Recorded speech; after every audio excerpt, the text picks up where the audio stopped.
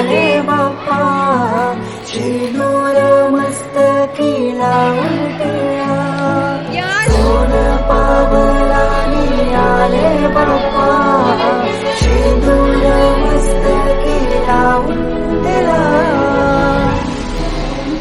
माझा बाप्पा किती गोड दिसतो, माझा मोरया किती गोड दिसतो, माझा बाप्पा किती गोड दिसतो, माझा मोरया किती गोड दिसतो.